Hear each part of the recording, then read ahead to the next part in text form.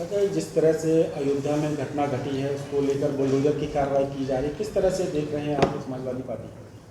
देखिए, पहले तो हम इस घटना की निंदा करते हैं और जहाँ तक जो कार्रवाई हो रही है तो देखिए ये कहाँ का न्याय है। तो पहले तो कार्रवाई करके पुलिस ही यहाँ का जांच करे और जांच करने के बाद उस पर कार्रवाई करे, तो ये कहाँ का न्याय है। और फिर देखिए ये जो हम तो कहेंगे जो हमारे जो वहाँ के समाजवादी पार्टी के प्रवक्ता हैं पवन पांडे, जो उन्होंने कहा है कि नार्को टेस्ट होना चाहिए, पीड़ित और दोनों का नार्को टेस्ट के लिए कहा है, नार्को टेस्ट होना चाहिए। हम तो ये भी कहेंगे, यहीं पर हम ये भी कहेंगे, जितने भी भारतीय जनता पार्टी के लोग हैं जो राजनीति कर रहे हैं तो इन सबका नार्को टेस्ट होना चाहिए, इसलिए कि ये राजनीति कर रहे हैं कि ये इस घटना को जिस तरीके से मोड़ कर दे रहे हैं। संजय निषाद कह रहे हैं कि अगर न्याय नहीं हुआ तो फिर हम लोग धरना देंगे समाजवादी पार्टी कार्यालय पर। देखिए वही तो हम कह रहे हैं ना, तो ये इस तरह की अगर राजनीति करेंगे तो हम तो कहेंगे इनका तो नार्को टेस्ट करा लो। जितने भी हैं भारतीय जनता पार्टी के लोग और इस घटना से जुड़े लोग हैं जो इस तरीके की बातें कर रहे हैं, इनका सबका नार्को टेस्ट करा लें।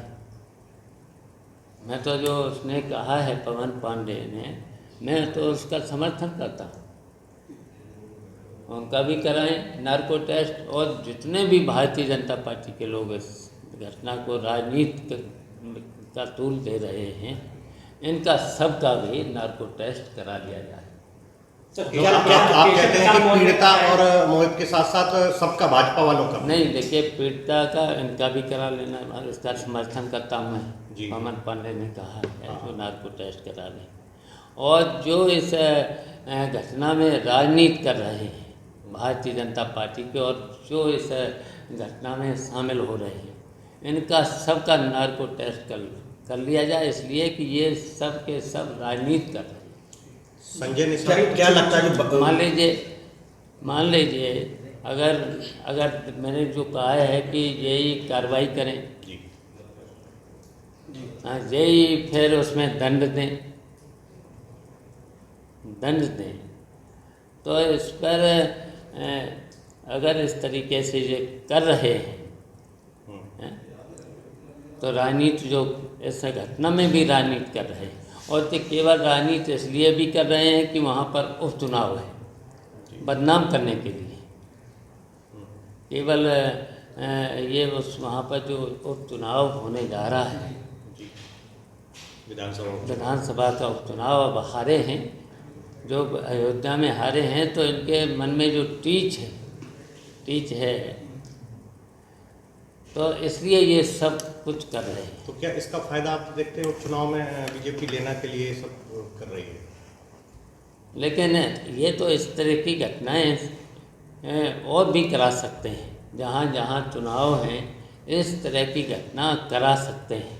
ये हारे हुए लोग हैं, तो वही नहीं है इनके मन में जो टीच है, तो उसकी वजह से इसी तरीके से तूल दे रहे हैं।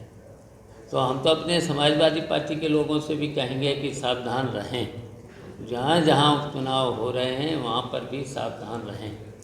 इस तरीके की घटना करा करके ये कार्रवाई करेंगे, दंड भी देंगे, ये कहाँ करना है। केशव प्रसाद मौर्य ने कहा है अभी, केशव प्रसाद मौर्य ने ट्वीट किया है अभी कि समाजवादी पार्टी हमेशा बलात्कारियों का समर्थन ही करती है। अच्छा, ये बताइए, ये भारतीय जनता पार्टी के लोगों से बड़ा अपराधी कोई नहीं है।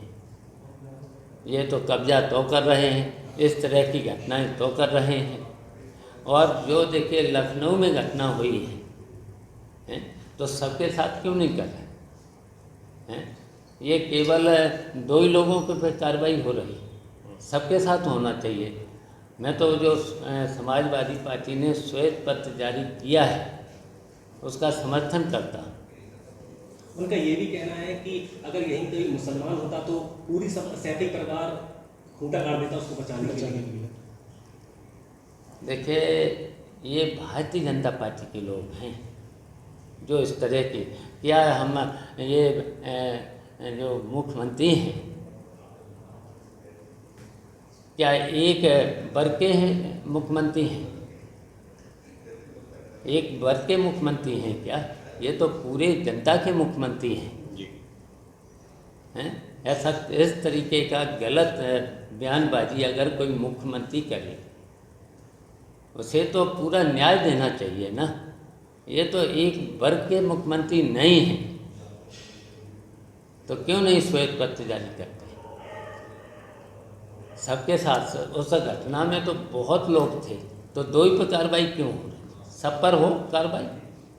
और हम बिल्कुल इस पक्ष के नहीं हैं, जो अपराधी है जिन्होंने घटना अगर की है उन पर कार्रवाई हो, लेकिन किसी वर्ग को लेकर के बदनाम करने की अगर कोशिश करते हैं तो वो मुख्यमंत्री को लिए ठीक नहीं है। मुख्यमंत्री तो पूरे उत्तर प्रदेश की जनता के हैं, हर वर्ग के हैं मुख्यमंत्री।